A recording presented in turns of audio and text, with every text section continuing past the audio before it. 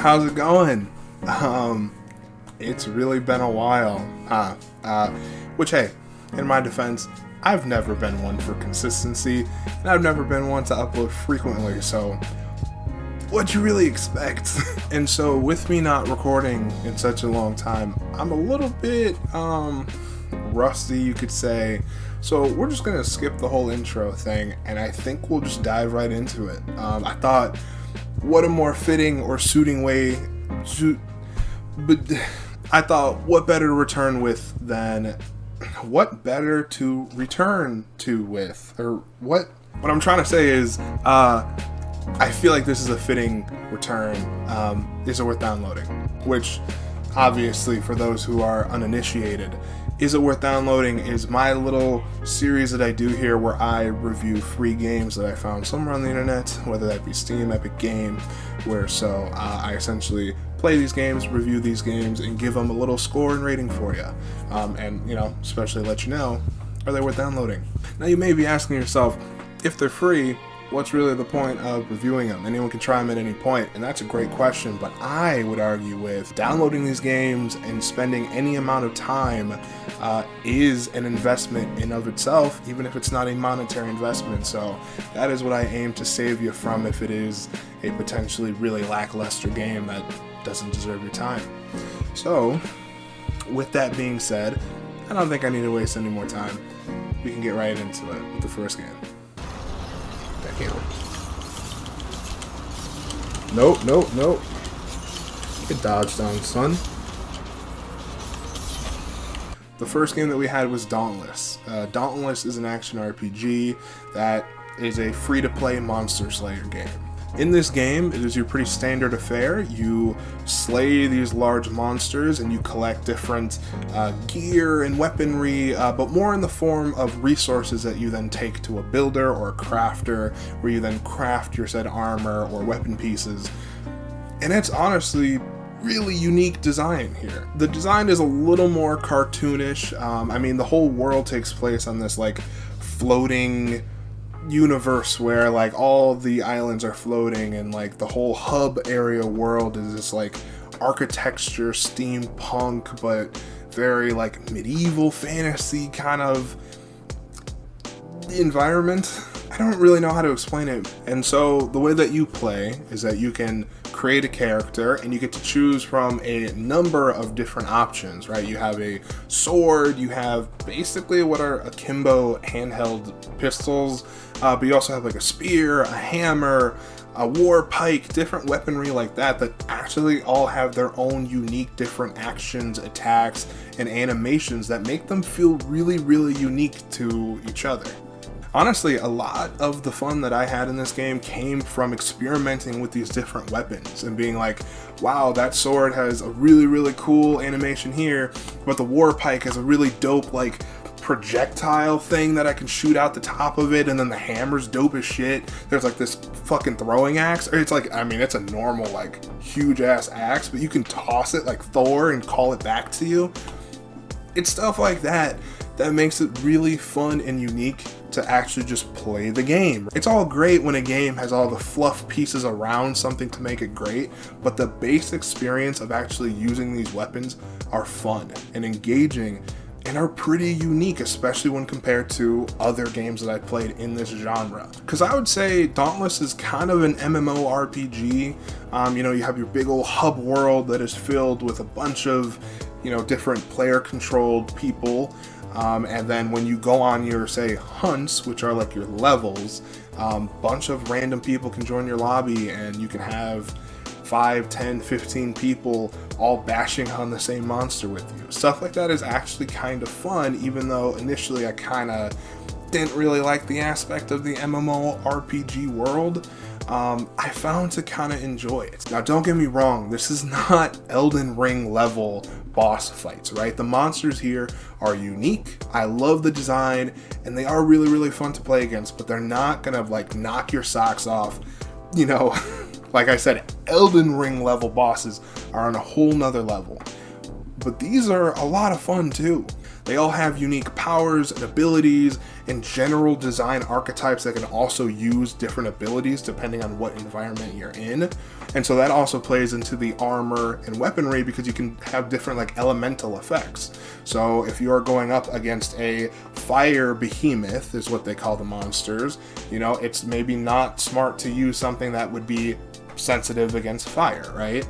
And it would be smarter to use something that is effective against fire. Kind of like a little bit, you know, kind of Pokemon rule. Now I'm sure you can probably find this experience somewhere out there that's better for $60 or plus, but Dauntless is a really, really good alternative if you don't want to spend anything and yet find a really fun and engaging experience to share with friends, or even by yourself and just with a couple randos in a lobby.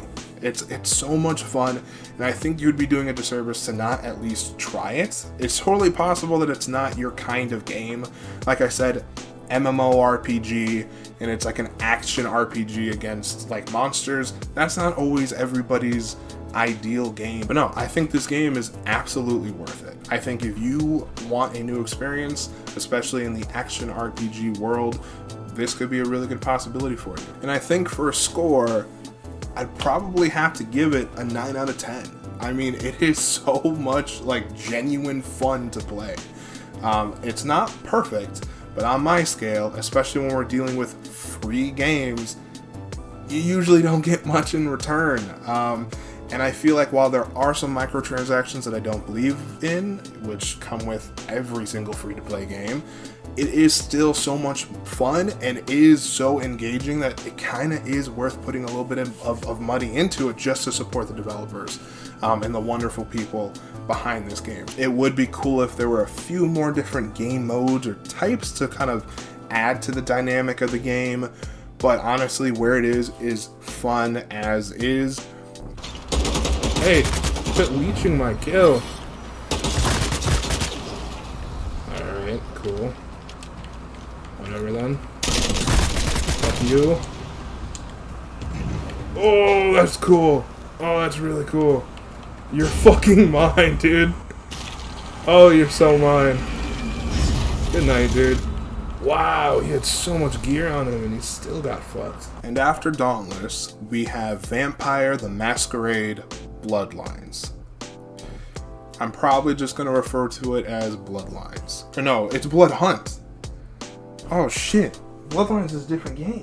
Anyways, Vampire the Masquerade Bloodhunt is a free-to-play battle royale game. And this game is very straightforward. It is a battle royale set in the universe of Vampire the Masquerade. Now, if you're not familiar with what that is, it's essentially a universe that is consisted of games, books, I think probably movies, an RPG. It's all around this whole like system of a specific vampire mythology. So, in this game, you obviously play as a vampire. And so how does this turn out in terms of still being a battle royale with machine guns and assault rifles and yet be a vampire? Like, right? Like how does this really impact the actual scheme or feel of the game? It actually really does. And in a really positive way. I didn't really have anything when it came to expectations for this, except for to, you know, probably be bored.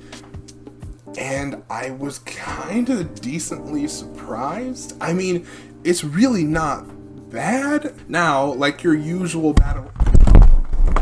Now, like any standard run-of-the-mill battle royale, obviously you are dropped in a war zone and you pick up weaponry and you kill enough other players until you are the last one standing, or if it's one of the team-based ones, the last team standing. In this game, they have solo, double, and trio teams, and it is pretty average in like the way, like the archetype of this battle royale is pretty cookie cutter, but what makes it different is the actual gameplay. Now, like I said, you play as a vampire, which you're still just holding an AK-47, but the vampire part of the game is actually really, really fun. I mean, it's weird. I didn't really know what to expect really going into this, but what ends up happening is you become this essentially over-athletic human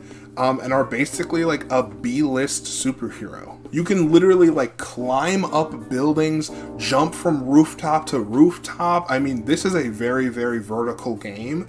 And while I hated that in other games in the past, I really liked the verticality in this one. It was actually really, really fun to scale up a building, jump off of it backwards, and take someone out who's just looking at me before escaping away on rooftops, jumping onto a bell tower and disappearing. The movement is really fast and fluid and feels really, really good.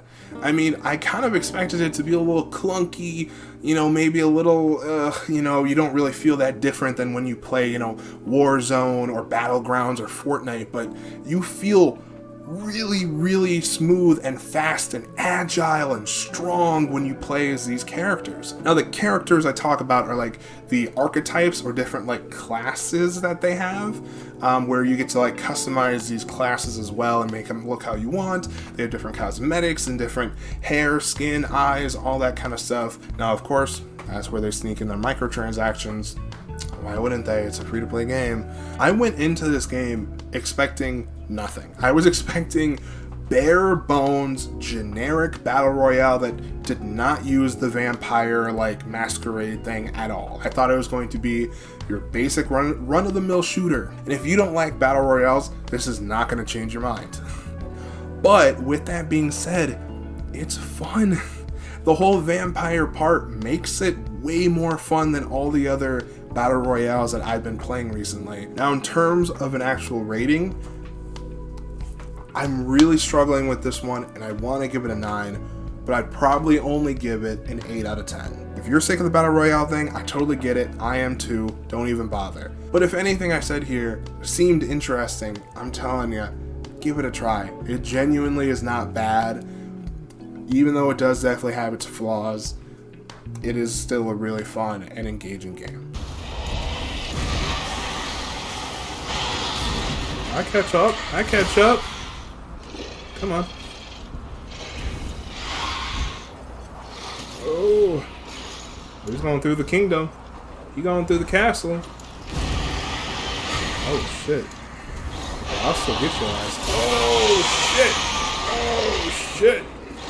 And the final game of the night that we have is Century: Age of Ashes. I know, it sounds like a really shitty mobile game, but I assure you, it's not, but it's actually a PvP game that has dragon riding.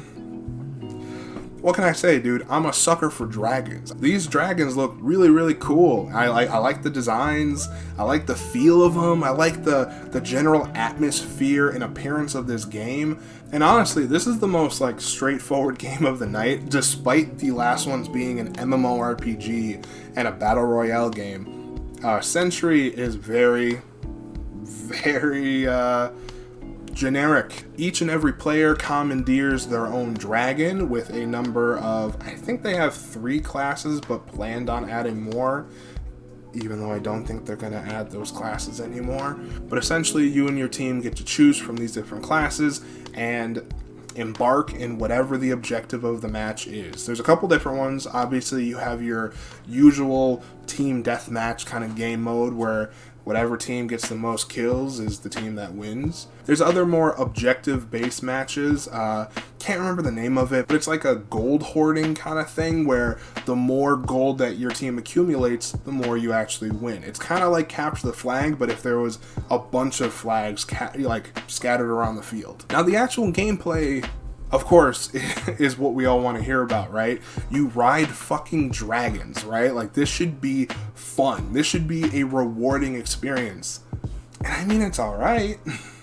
It's not bad. Like, truthfully, I just don't have the same energy for it that I do the last 2 games. This Century is not a bad game, and the dragon combat is not bad, but it's not quite what I expected either. It's hard to compare this game because, I mean, I don't know about you, I don't play a lot of dragon fighting, like, PvP games, but it feels really boring. Which doesn't make sense, because you're riding on the back of dragons, and you're all, like, cool-ass knights, and it's like a PvP, like, this should be fun and engaging. And honestly, as I played it, while it is certainly fun to like drift around corners with a dragon and like flamethrower breath on another player, it feels like it's missing something. Like, it feels like there's that little extra bit missing that would otherwise wrap it all together and make it a full and complete feeling experience. I don't know, it's hard to explain, but it's just not as satisfying as you would think. I mean, even the gameplay looks pretty cool, and I mean, the concept is cool, but the actual execution just feels alright, I guess. I don't know. And so to transition that, I think you still should give this game a try. I mean, if you really like dragons and you like dragon-based combat, this could end up being a lot of fun to you. But I honestly didn't really like it all that much. So in terms of a like final score, we're talking somewhere here in the 6 out of 10 range. I mean, again, it's not bad. I would say it's above average, but there's just something missing. Like, again, flying a dragon should be fun. It should be satisfying, no matter what. And while you get like a little taste of that here, it feels like something is missing. Something crucial to tie it all together and make it feel fun and engaging, just like the other two games that we had tonight. So, again, maybe I just had unfair expectations. Maybe I was putting it up against competition that was way too good, but Century Age of Ashes was just aight. It was just alright. It was okay. You know, just fine. And that's it. Thank you to everyone who stuck around and watched. I really appreciate it. I know I haven't uploaded in a long time, and I don't think I'm going to ever consistently upload, at least not in the near future. But I really do appreciate when people still stop by and just check out the video anyways. It really does mean a lot to me, and I appreciate it more than anything. So while I'm not very active on YouTube very often, or even Twitch for that matter, I am still kind of poking around on Twitter. So if you really want to hear from me or just kind of see what I'm up to, check me out on there, give me a follow, and even hit me up with a DM if you find something that you want me to check out for you. Because in that case, I could probably, I don't know, play it for you, give it a rating out of 10, and probably tell you if it's worth downloading. So, again, thank you to everyone who watched. I appreciate it. And I love you. That's too soon. I'm sorry. Yep, no, I completely misread this. I'll go.